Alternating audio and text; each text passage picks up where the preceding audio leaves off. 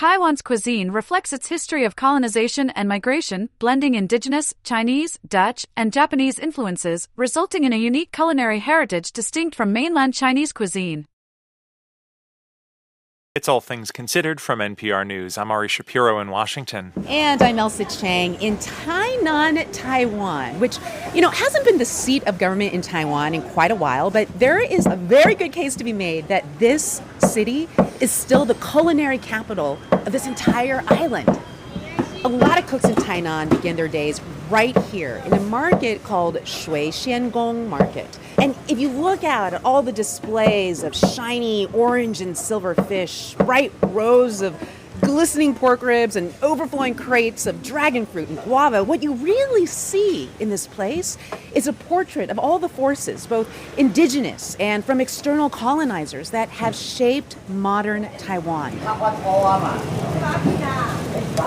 So to better understand what the Dutch, the Chinese, and the Japanese imprinted on the Taiwanese palate, we met up with Clarissa Wei and Ivy Chen, who've just written a cookbook called Made in Taiwan. Hi.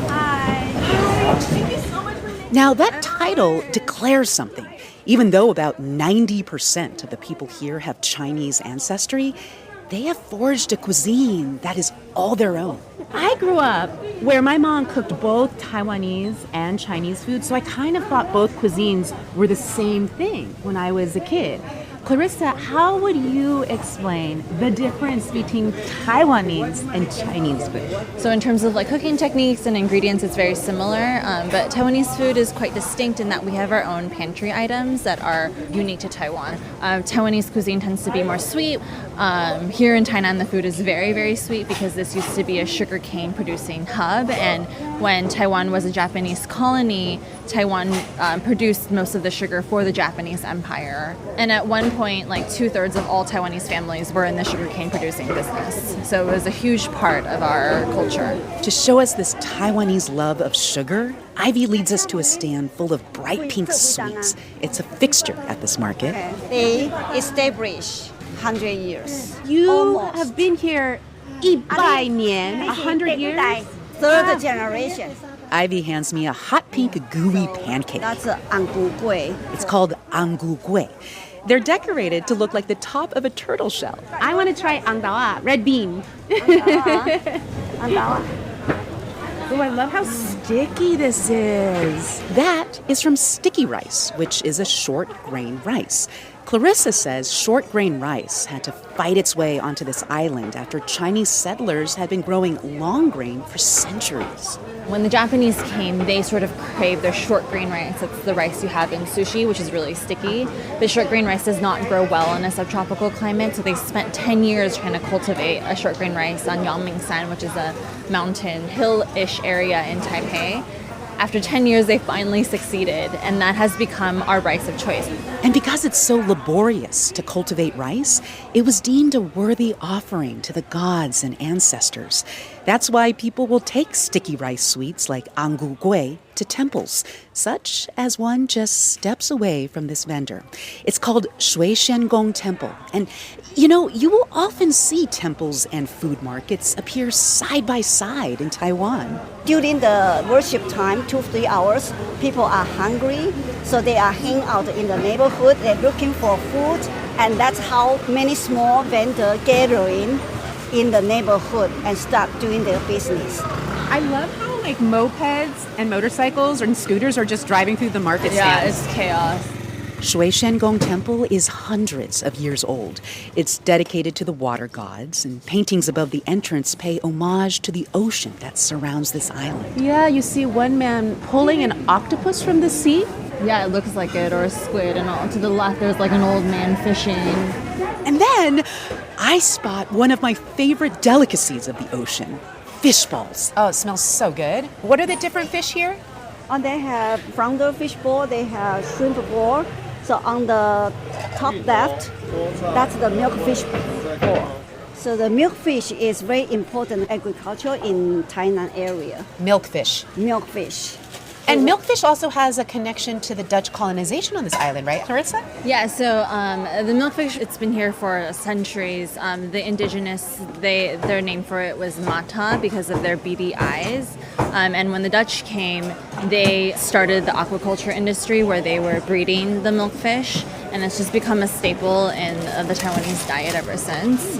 To plunge further into the aquaculture of this island, we head closer to the shore to another neighborhood in Tainan called Anping.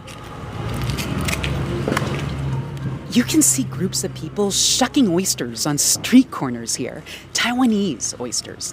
Chinese migrants started growing these along the west coast of this island more than 200 years ago. And these oysters, they show up in a dish my mom used to cook all through my childhood, oajian.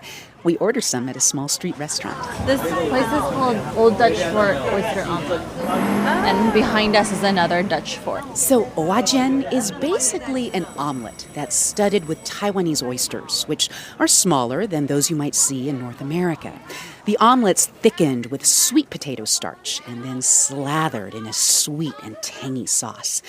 I take a bite and, man, now I'm wondering if my mom's been cooking oajian wrong my entire childhood. This tastes so different. So as we're looking at all the different ingredients in this oyster omelet, what do you think these ingredients tell us about the island? Yeah, so I really like this dish because it describes what Taiwanese food was 200, 300 years ago. It's very simple, and the bulk of it really is sweet potato starch because sweet potatoes thrive. There's a little bit of egg for protein, but not much. And then oysters, which grow in abundance because we're located right next to the shore. Some bean sprouts and some greens for texture. And it looks very gooey and gelatinous. I love it. But this is very much poor man's food. It's very filling as well because of all the starch. And this isn't a dish you associate with Chinese food at all. It's something that is very, very Taiwanese and unique to Taiwan. And I totally grew up thinking this was Chinese, so I'm just kind of whoa right now. And understanding what distinguishes Chinese food from Taiwanese food, well, that was something even Ivy slowly discovered on her own. And she had been a cooking instructor for years.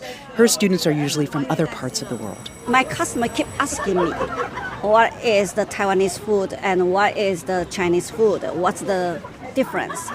So then I need to ask myself. So I study and I figure out.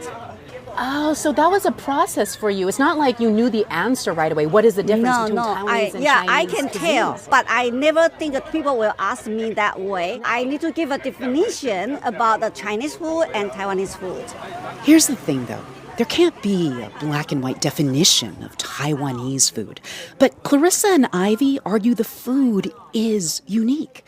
The flavors, the produce, the seafood, they are the historical record of colonialism and migration on this island.